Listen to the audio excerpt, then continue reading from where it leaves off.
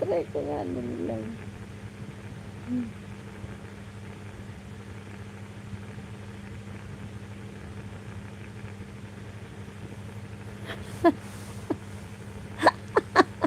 Hindi ko alam talaga na wala ang ano, ang comment.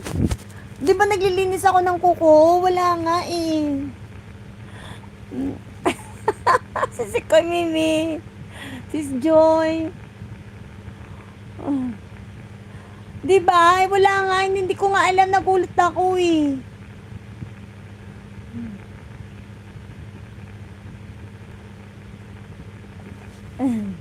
Kaya na si Pilimon. Tulog na ata si Pilimon dahil lang.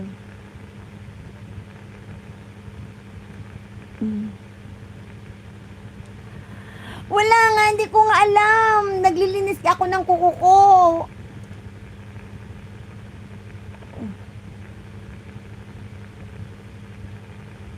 Wala talaga, nagulat nga ako. Kaya nga tiningnan ko nga sa ano ko, sa laptop ko. Wala talaga.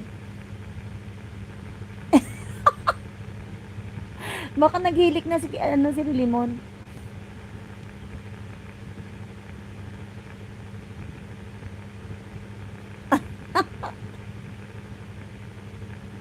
Naglilinis ka ng kukukala ko para di maistorbo yung paglilinis mo. Wala talaga, hindi ko alam. Kaya nga ano nga ako sa laptop ko eh. Tapos si Pilimo nagme-message sa akin, sabi niya, naka-disable nga ang chat mo sa live. Hindi kami nakaka-comment. Basahin mo ang chat ko, sabi niya ganon. Nandito ka. Napapot na niya. Hindi ko nga tingnan mo, ang daming message ni Pilimon sa akin. Anong ginawa mo? Nag-disable ang chat sa live mo. Wala akong ginawa talaga. Sa totoo lang. Wala akong ginawa. Kasi naglilinis ako ng kuko ko eh.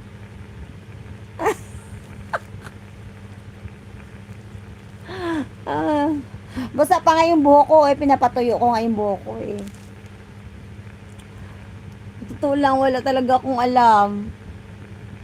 Tapos nag-change ako ng tawag nito.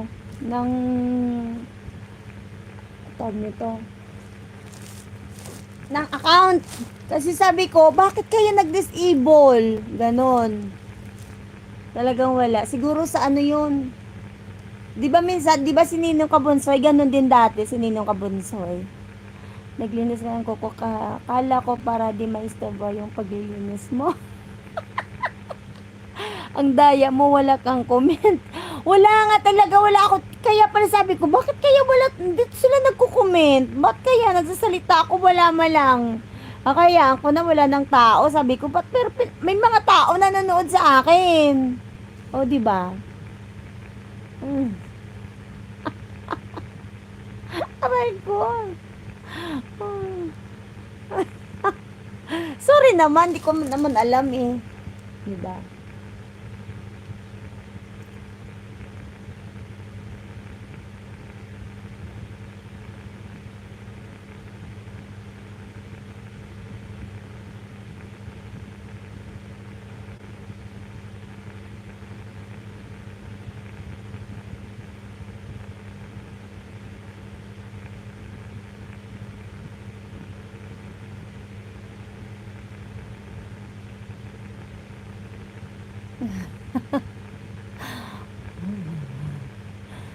Diba? Si Kuya Jay, may higa ka na. Ako papatuyo lang ako ng buhok ko ba?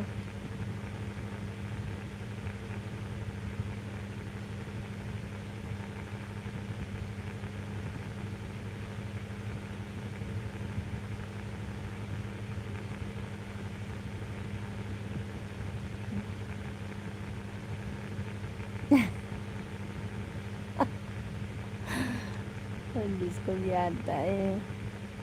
Good night, si Sikoy. Matulog na kayo, si Sikoy.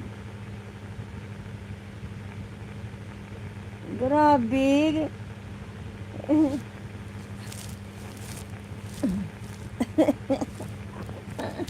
Maya-maya na ako matulog. Kasi basa pa yung buhok ko.